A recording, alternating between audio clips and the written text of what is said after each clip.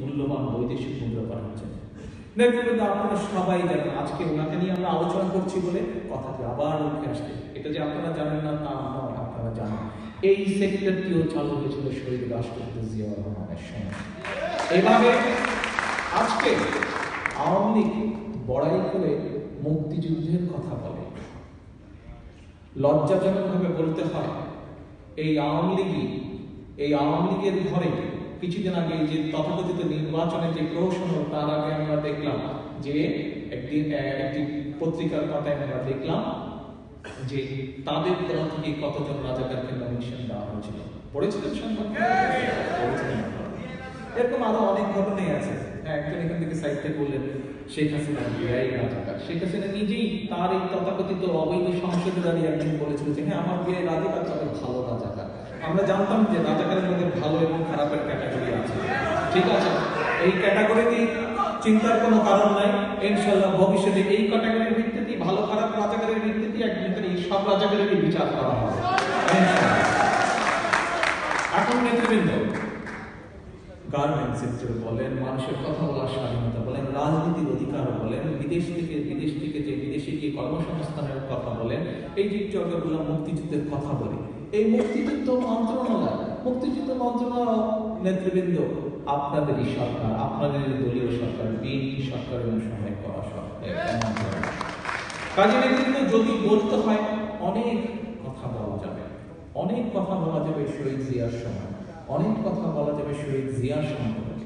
নেতৃবৃন্দ, অনেকে এখানে উল্লেখ করে রেখেছেন সার্ক, যে সার্ক নিয়ে বাংলাদেশের প্রতিটি মানুষ গর্ব করে। সেই সার্ক সৃষ্টি করেছিলেন বা সেই সার্ক সৃষ্টির উদ্যোগ নিয়েছিলেন শহীদ রাষ্ট্রপতি জিয়াউর রহমান।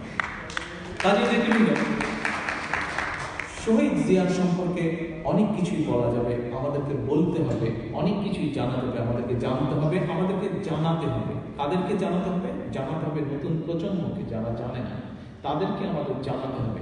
এই যে শহীদ জিয়াকে কেন আজকে শহীদ জিয়া সম্পর্কে কিছু বলতে গেলে এই হাসিনার এই ডাকাত অবৈধ সরকার সব পত্রপত্রিকাতে পড়লে বন্ধ করে দেয়, সবকিছু যেভাবে না বলা যাবে না, পাওয়া যাবে না, দেখা যাবে না।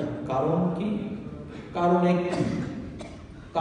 একটি, শহীদ জিয়া সম্পর্কে আপনি যত সত্য সঠিক কথা জানতে পারবেন, শেখ মুজিব তত ম্লান হয়ে যাবে। এটি বাস্তব। শেখ মুজিব 40 বছর রাজনীতি করেছিল, 40 বছর রাজনীতি করে দেশের দায়িত্ব নিয়েছিল। দেশের দায়িত্ব নিয়ে কি করেছিল খুব সংক্ষেপে বললাম, 1 মিনিটে বলেছি। শহীদ জিয়া 4 বছর মাত্র দেশ পরিচালনা করেছিলেন। 4 বছর দেশ পরিচালনা করে উনি দেশকে কোথায় নিয়েছিলেন 1 মিনিটেই বলেছি। বিচারের দায়িত্ব আপনাদের। এটি বাস্তব, যা বলেছি প্রত্যেকটি বাস্তব ঘটনা, সঠিক ঘটনা। এই বিষয়গুলো, এই একটি ছোট ছোট বিষয়গুলো দেশের মানুষের প্রত্যেকটি মানুষকে জানিয়ে দিতে হবে। মানুষ জানে, শুধু একটু মনে করিয়ে দিতে হবে। নতুন প্রজন্ম যে জানে না তা না, বরং বেশি করে তাদেরকে জানিয়ে দিতে হবে। এটি কিন্তু বিএনপির নেতা হিসেবে, বিএনপির কর্মী হিসেবে যারা আপনারা সামনে বসে আছেন, যারা ক্যামেরার অপর প্রান্তে আছেন, এটি হচ্ছে আপনাদের দায়িত্ব। আপনারা যদি সত্যি এই মানুষটিকে ভালোবেসে থাকেন নেতা রূপে, সত্যি যদি শ্রদ্ধা করে থাকেন, সম্মান করে থাকেন নেতা রূপে, তাকে নেতা হিসেবে, তাহলে নেতৃবৃন্দ এটি হচ্ছে আপনাদের অন্যতম একটি প্রধান কাজ, যে আপনার নেতা দেশের জন্য যা যা করেছে, দেশের মানুষের জন্য যা যা করেছে, 1 2 3 4 5 6 করে প্রত্যেকটি পয়েন্ট করে যখন যেখানে বসবেন, চায়ের আড্ডায় বসবেন, গল্পে বসবেন, যেখানে বসবেন, এক সুযোগ পেলেই কথাগুলো বলতে হবে, সুযোগ পেলেই পয়েন্টগুলো বলতে হবে। নেতৃবৃন্দ, আসেন, এখানে আপনারা যারা ঘরে উপস্থিত আছেন, প্রত্যেকেই আপনারা রাজনীতির সাথে প্রত্যক্ষভাবে জড়িত। এই দেশে বিএনপির রাজনীতির সাথে প্রত্যক্ষ জড়িত। যারা ক্যামেরার প্রান্তে বসে আছেন, হয়তো তাদের মধ্যে অনেকে প্রত্যক্ষভাবে জড়িত, অথবা কেউ আছেন ধানের শীষের করা সমর্থ। আপনাদের সকলকে উদ্দেশ্যে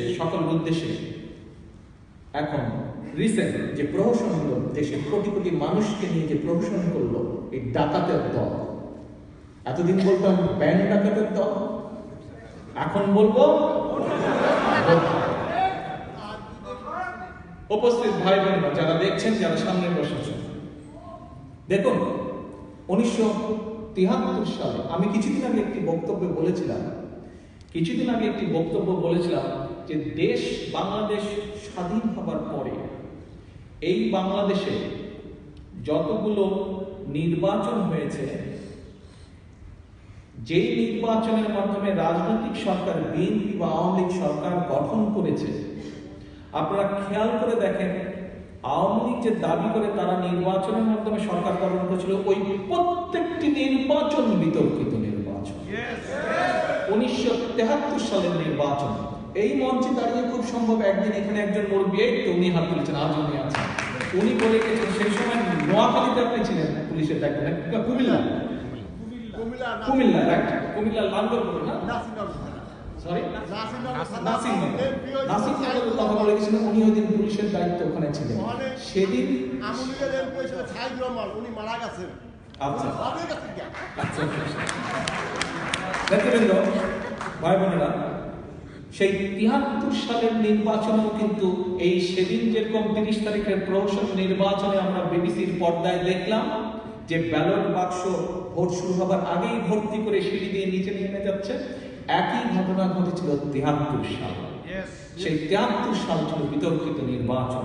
73 সালের বিতর্কিত নির্বাচনের মাধ্যমে আওয়ামী লীগ ক্ষমতায় এসেছিল, আসেন এবার। তারপরে কোন নির্বাচনের মাধ্যমে তারা পরবর্তী 21 বছর পরে ক্ষমতায় আসলো?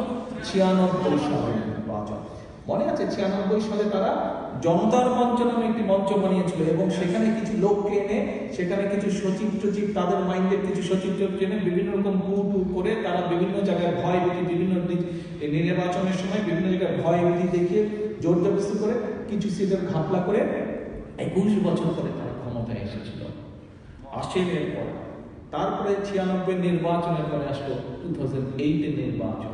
গণতন্ত্রের স্বার্থে, গণতন্ত্র রক্ষার স্বার্থে সেদিন আমাদের নেত্রী, দেশের নেত্রী খালেদা জিয়ার সাথে আমরা একত্রিত, মানে খালেদা জিয়ার নেতৃত্বে সেদিন আমরা গণতন্ত্রের স্বার্থে সেই বিতর্কিত সেনা সমর্থিত তত্ত্বাবধায়কের আন্ডারে যে ইলেকশন হয়েছিল, সেখানেও কিন্তু অনেকগুলো সেন্টারে বহু আসনে দেখা গেছিল 100%-এর বেশি ভোট কাস্ট হয়ে গেছিল। তারপরেও সেই বিতর্কিত নির্বাচনকে আমরা মেনে নিয়েছিলাম, সংসদে গিয়েছিলাম গণতন্ত্রের স্বার্থে। অর্থাৎ 2018 নির্বাচন বিতর্কিত নির্বাচনের মাধ্যমে যদি বলছে আওয়ামী লীগ ক্ষমতায় এসেছে। আসেন এরপরে 2014 সালে কি হয়েছে, সেদিনের ঘটনা বেশি দূরে নয়, আপনাদেরকে সকলের কাছে পরিষ্কার। সেদিন আমরা বলেছিলাম যে এই যে আওয়ামী লীগ নামক দল, এরা মুখে বলে গণতন্ত্র বলে তারা বিশ্বাস করে। 73 সাল কি প্রমাণ করে? 75 সালের বাকশাল গঠন কি প্রমাণ করে যে তারা গণতন্ত্রে বিশ্বাস করে? বিশ্বাস যেটা করে না সেটি তারা প্রমাণ করে। এই যে আওয়ামী লীগ নামক দলটি, এরা বলে বাক স্বাধীনতায় বিশ্বাস করে।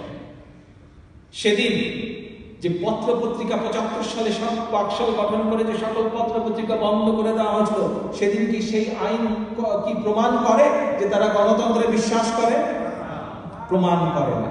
আজ এখানে সাংবাদিক ভাইয়েরা উপস্থিত আছেন, কি একটা যিনি আইন করেছে,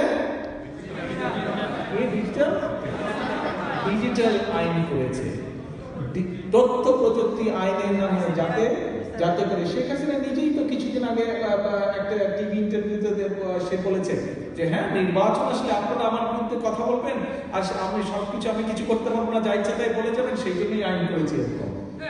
তারা যে বিশ্বাস করে না মানুষের বাক স্বাধীনতা। আজকে দেখেন ফেসবুক, সোশ্যাল মিডিয়াতে আপনারা কমেন্ট করলে এরকম বহু মানুষকে পাওয়া গেছে। হ্যাঁ, কমেন্ট করতেই পারে, মানুষের তার নিজের মত প্রকাশের অধিকার, এটা জন্মগত অধিকার। কিন্তু কি পরিমাণ ভয় তাদের জনগণকে যে মত সোশ্যাল মিডিয়া, ফেসবুকে তারা মতামত প্রকাশ করেছে, সেটিও ডিজিটাল আইন দিয়ে তাদেরকে ধরে নিয়ে গেছে। এই প্রহসনের নির্বাচনে খুলনাতে এক সাংবাদিক যখন একটা তথাকথিত নির্বাচনে একটা রেজাল্ট ডিক্লেয়ার করা ছিল, সেখানে আমরা কি দেখলাম, সারা দেশবাসী দেখেছে, বিশ্ববাসী দেখেছে যে 22,000 ভোটের ঘাটলা, অর্থাৎ যত টোটাল ভোট আছে তার থেকে 22,000 ভোট তারা বেশি বলে দিচ্ছে যে সেই আওয়ামী লীগের তথাকথিত এমপি, ডাকাত এমপি, সে বলে 22 ভোটে নির্বাচিত। যখন সাংবাদিক বললো আরে আপনি দুই দলের যে ভোট করছেন, এতে দেখি 22,000 যা ভোট আছে তার থেকে 22,000 ভোট বেশি হয়ে গেছে, সেই সাংবাদিককে ধরে পরের দিন জেলে ভরে দেওয়া হলো। এই হচ্ছে আওয়ামী লীগের বাক স্বাধীনতা বিশ্বাসের উদাহরণ। প্রমাণ করে কি আওয়ামী লীগ বাক স্বাধীনতায় বিশ্বাস করে? এই ঘটনা প্রমাণ করে না। আসেন তো এখন নেতৃবৃন্দ, এই যে আমরা কোথায় এসে আজকে দাঁড়িয়েছি, এই যে এখানে আমাদের কয়েক নেতা বলে গেছেন যে দেশের নেতা কর্মীদের কারো কারো মন খারাপ, ওরা খুশি নয়, বা আপনারা, উনি জিজ্ঞেস করেছেন ভালো আছেন, আপনারা অনেক বলেছেন না। নেতৃবৃন্দ, আপনারা সবাই আজ রাজনীতি করেন, আপনারা সবাই আজ রাজনীতি করেন। আমরা তো নির্বাচন যখন বলেছিলাম আমরা এই 2 মাস আগে যে হ্যাঁ এই নির্বাচনে যাচ্ছি, কিন্তু এই নির্বাচন কি? নির্বাচন হচ্ছে আমাদের আন্দোলনের একটি ইয়েস। এখন নেতৃবৃন্দ, আপনারা যাদের মন খারাপ আছে, আপনাদের কাছে আমি যদি জানতে চাই, আপনারাই কিন্তু আজকে বলেন যে যদি নির্বাচন সঠিকভাবে হতো তাহলে রেজাল্ট এই হতো, কি হতো? উল্টো হতো। এই যে বিবিসির খবরে যে আমরা দেখলাম সকালে 7:30টার সময় ব্যালট বাক্স ভর্তি করে নিয়ে যাচ্ছে, এই যে বিভিন্ন ইন্টারন্যাশনাল মিডিয়াগুলোতে দেখলাম, দেশের কিছু কিছু মিডিয়া প্রকাশ করতে, যে বিভিন্ন ফেসবুকে পাতায় যে আমরা দেখলাম যে আগের দিন 29 তারিখ রাত্রেবেলায় তারা দুষ্কৃতিকারী দিয়ে, পুলিশের কিছু দুষ্কৃতিকারী, দুর্নীতিবাজ, র্যাব বিভিন্ন দুর্নীতিবাজদেরকে দিয়ে তারা বাক্স ভরে করে ফেলছে, সিল মারছে তারা। নেতৃবৃন্দ, কেন তারা এগুলো করেছে? কেন করেছে বলে আপনাদের মনে হয়? কিসের ভয়? ভয় করেছে কিসের ভয়? জনগণের ভয়। এই যে আওয়ামী লীগ বলে, তারা যখন বক্তৃতা দেয়, তাদের এই যে শেখ হাসিনা, তারা অন্য অন্য নেতারা যখন বক্তৃতা দেয়, তারা বলে তাদের বলে জনগণের উপরে আস্থা আছে। এই 29 তারিখে তারা যে ব্যালট বাক্সে ভোট করেছে রাত্রে বেলায়, পরের দিনও তারা স্বস্তি পায় নাই, তারপরে দিনের বেলায় আবার গিয়ে ভরেছে, রাত্রে বেলায় ডাকাতি করলো, সেই ডাকাতিতেও তাদের ভয় যায় না। যদি পাল্টে যায়, যতটুকু করলাম, আরে ভাই কোনো ইস্তেফার দরকার নেই, চল দিনের বেলাও শুরু করি চুরি, রাতের বেলায় করেছি ডাকাতি, দিনের বেলাও শুরু করি চুরি। নেতৃবৃন্দ, কেন? জনগণের উপরে তাদের বিন্দু মাত্র আস্থা নেই। জনগণের উপরে যদি তাদের আস্থা থাকতো, তাহলে কি একটি রাজনৈতিক দল হিসেবে এই কাজ করতে পারতো? পারতো না। আজকে গত 10 বছর যাবত আমরা যে কথাটা বলছি যে এরা জনগণের শক্তিতে বিশ্বাসী নয়, এরা আইনের শাসনে বিশ্বাস করে না, এরা গণতন্ত্রে বিশ্বাস করে না, এরা বিশ্বাস করে দুর্নীতিতে, এরা বিশ্বাস করে লুটপাটে, এরা মানুষের বাক স্বাধীনতায় বিশ্বাস করে না। এই প্রত্যেকটি কথা আজ সত্য প্রমাণিত হয়েছে। এটা কি মানেন আপনারা? ইয়েস, কি মানেন আপনারা? নেতৃবৃন্দ, ইয়েস, আন্দোলন হয়েছে দেশে, আন্দোলন হবে ইনশাআল্লাহ দেশে। আমরা এখন নেতৃবৃন্দ, এই যে একটু আগে বললাম, আমরা আগেই বলেছিলাম যে নির্বাচনটি আন্দোলনের কৌশল। আন্দোলন অনেক কৌশলের হয়, আমরা আমাদের কৌশলে যাব, ধীরে সুস্থে আমরা আমাদের কৌশলে যাব। নেতৃবৃন্দ, আজকে নেতৃবৃন্দ, এই যে একটু আগে আপনারা বললেন যে যদি একটি স্বাভাবিকভাবে ভোট হতো, চিত্র অন্যরকম হতো। তারা এই কাজটি কেন করেছে? ভয় করেছে। কোন ভয় করেছে? এই যে 10 বছর ধরে তারা লুটপাট করেছে, 10 বছর ধরে মানুষ খুন করেছে, 10 বছর ধরে মানুষ গুম করেছে।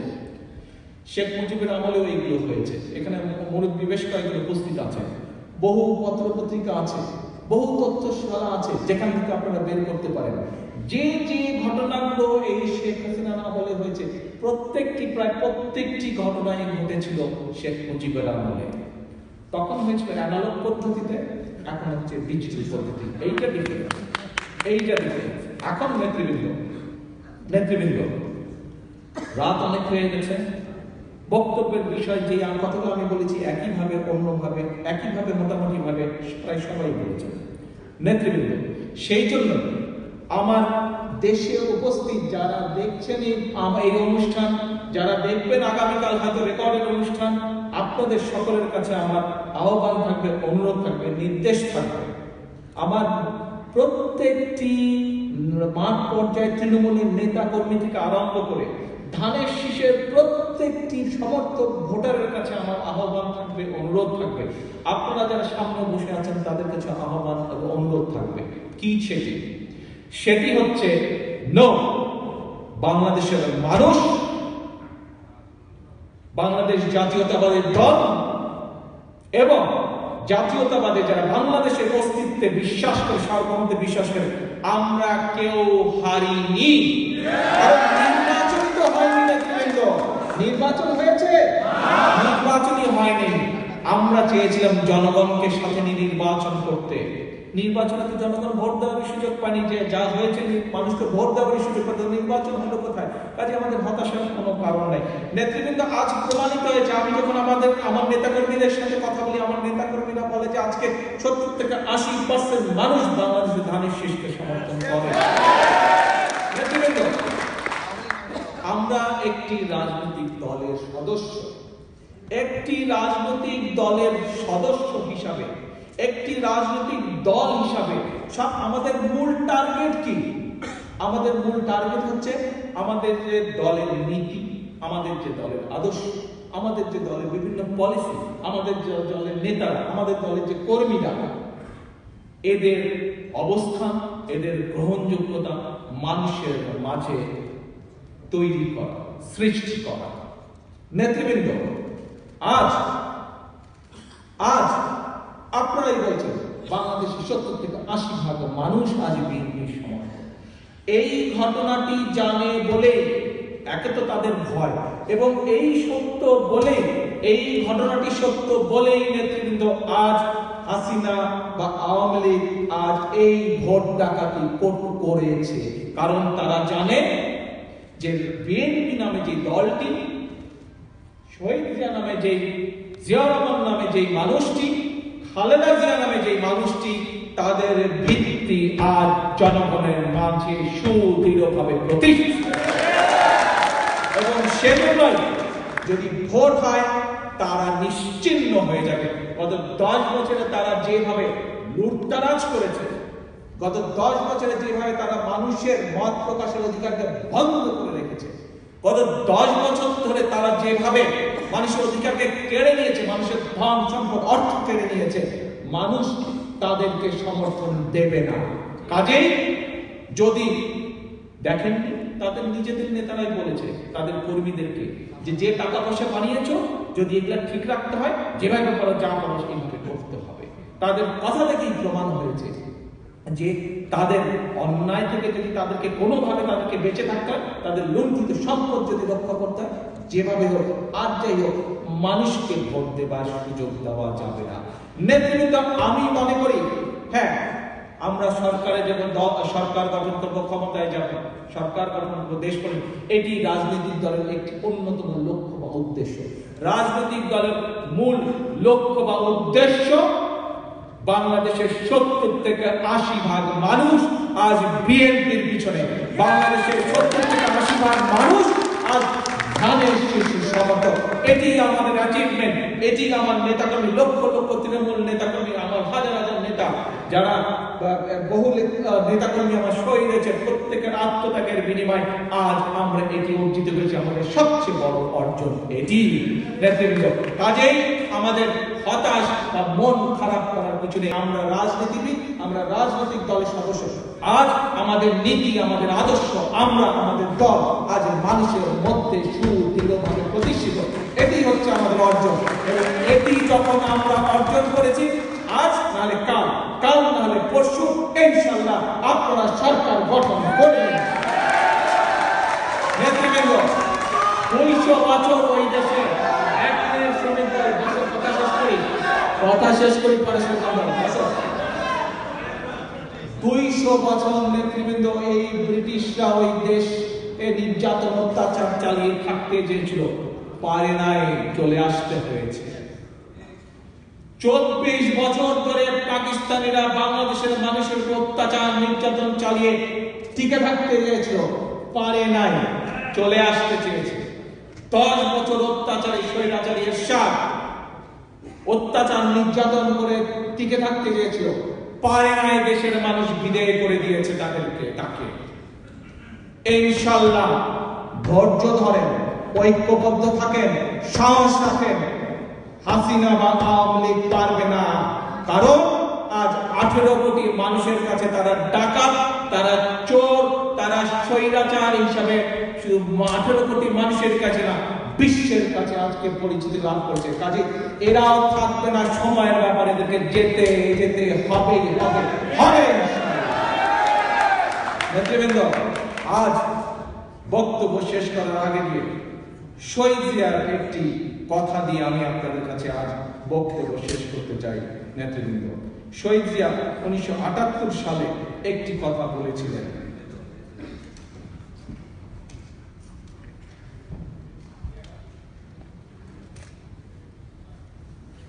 একটি অনুষ্ঠানে 1978 সালের একটি অনুষ্ঠানে শহীদ জিয়া নেতাকর্মীদের উদ্দেশ্যে বলেছিলেন, আমাদের বিপদ আসবে, আমাদেরকে বিপদের সম্মুখীন হতে হবে। যেখানে বিপদ দেখবেন ভয় পেয়ে পালাবেন না। বিপদ দেখলে বিপদের একেবারে মাঝখানে ঢুকে পড়বেন, সেন্টারে ঢুকে পড়বেন এবং দেখবেন সেই বিপদ ধ্বংস হয়ে গেছে। 1971-এ আমরা তাই করতে চেষ্টা করেছিলাম। আমরা সকলেই যদি যুদ্ধ থেকে পালিয়ে যেতাম, স্বাধীনতা আসতো না। আমরা যুদ্ধের মাঝে গিয়ে দাঁড়িয়েছিলাম সাহস করে, তাই আমরা স্বাধীনতাকে এনেছি ছিনিয়ে। নেতৃবৃন্দ, এটি ছিল শহীদ জিয়ার উক্তি। আপনারা শহীদ জিয়ার কর্মী, আপনাদের প্রত্যেককে শহীদ জিয়ার এই উক্তিটি মনে রাখতে হবে।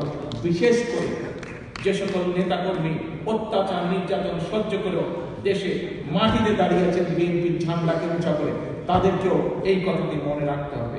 নেতৃবৃন্দ, প্রিয় ভাই বোনেরা, আজ আমাদের নেত্রীকে জেলে জোর করে আটকে রাখা হয়েছে, অন্যায়ভাবে আটকে রাখা হয়েছে। কেন আটকে রাখা হয়েছিল? যাতে আমাদের দলীয় নেতাকর্মীদের আমাদের মন ভেঙে দিতে পারে। পেরেছে তারা ভাঙতে? পারে না। আজ আমাদের হাজার হাজার নেতাকর্মী বিরুদ্ধে অত্যাচার নির্যাতন চালানো হয়েছে, ঘর বাড়ি ধ্বংস করে দেওয়া হয়েছে। কেন করেছে? মনোবল ভাঙার জন্য। পেরেছিল ভেঙে দিতে? পারে না। নেতৃবৃন্দ, আপনাদের সবচেয়ে বড় শক্তি, সবচেয়ে বড় সাহস কি? আজ আমাদের নেত্রী জেলের ভেতর থেকে উনি নেতৃত্ব দিচ্ছেন। কাজেই এইটি আমাদের সকল নেতাকর্মীকে মনে রাখতে হবে। উনি জেলের ভিতর থেকে নেতৃত্ব দিচ্ছেন।